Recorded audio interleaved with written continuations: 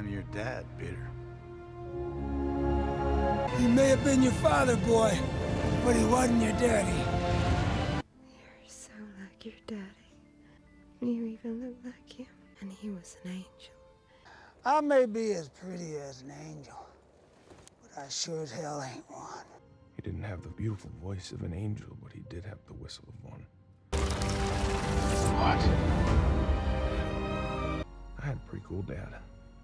Hi everyone, I'm from Russia and that's why first of all I want you to excuse me for my bad English, my mistakes, my accent that will cause a lot of suffering to you or for you. So anyway, we all know why we are here for, and that's why let's not waste time and start immediately. I found 3 secrets related to Meredith's death, which maybe is a very Easter egg. The first secret is that Yondu somehow knew Meredith's dying words that were told to Peter in the very beginning. The Easter egg is that these Yondu's words on Xandar are related to Meredith's dying words. How and where he could know them from we will talk about later. Firstly, we have to prove it. And in order to do this, we have to put together some separated details. Before dying, Meredith says that Peter is so like his daddy. She talks about his character, his heart and his soul. They killed a little frog that ain't done nothing. You're so like your daddy. And his appearance. You even look like him. And then she continues that in all these senses, his daddy was an angel. And he was an angel, composed out of pure light. Where? Let's specify. In her opinion, Peter's dad was like an angel both in soul and appearance. And Meredith compares Peter with his daddy by these features. And here we obviously have to mention that Peter had to remember these words forever, because those were the last words of his mother, after which she dies on his eyes. I had to watch her die! And now let's get to Yondu. Yondu's angel words on Xandar are the answer to Peter's request to act mercifully towards all the inhabitants of the galaxy, to not take an orb. I don't know who you're selling this to, but the only way the universe can survive is if you give it to the Nova Corps. And in response to this request to act mercifully, Yondu answers not simple but strangely metaphorical. I may be as pretty as an angel, but I sure as hell ain't one. It's metaphorical! His answer wonderfully repeats the words of Meredith. It has the very same structure. Yondu's words mean that maybe he looks like an angel by his appearance.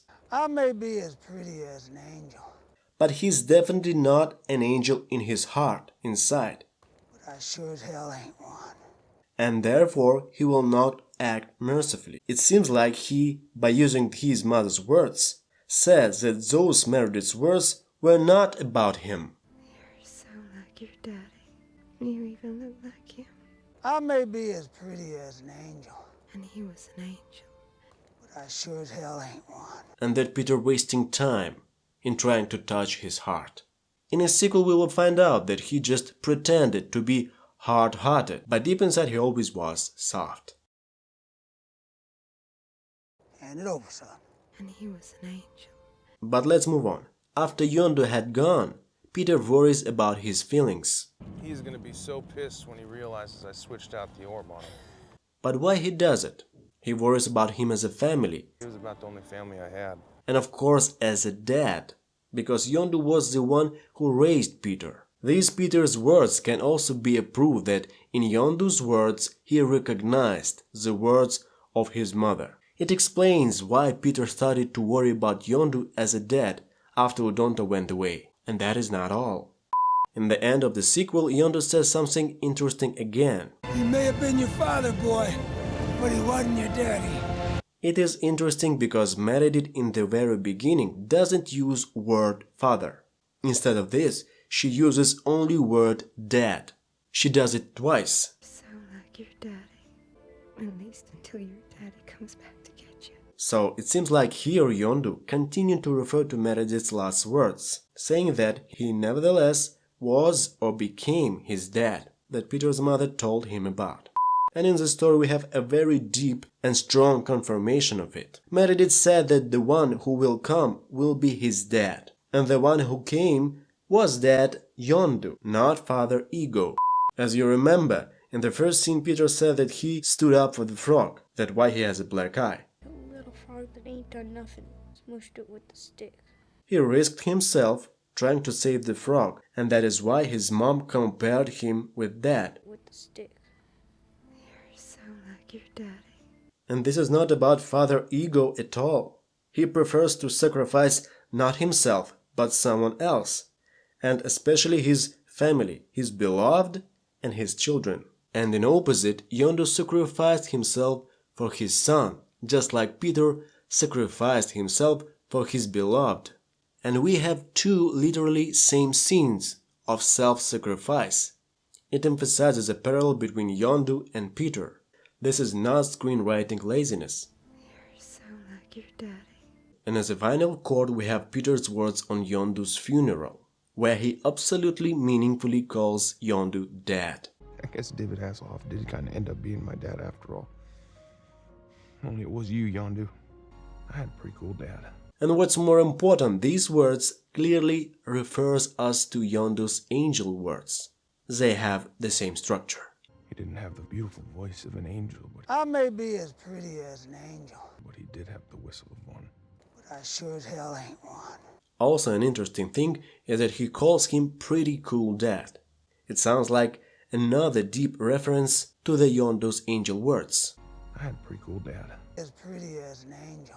In order to explain this properly, we have to return to the scene where Yondu saves Peter. After Yondu's words, Peter is surprised, but it doesn't happen instantly. It happens after a little pause. If Peter was surprised only by Yondu's feelings, then it would happen immediately. But it doesn't. Yondu says his words. Then he fixes the aero rig on Peter. And only after that, after some time, as if guessing up to something, Peter feels surprised. I'm damn lucky you, my boy.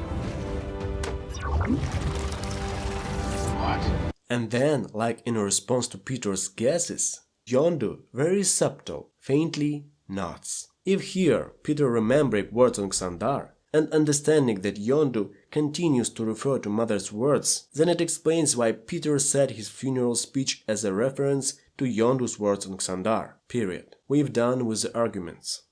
And now, when we, I hope, prove the fact that Yondu knew Meredith's dying words, we will talk about how and where he could know them from. And let's start with the boring version for me.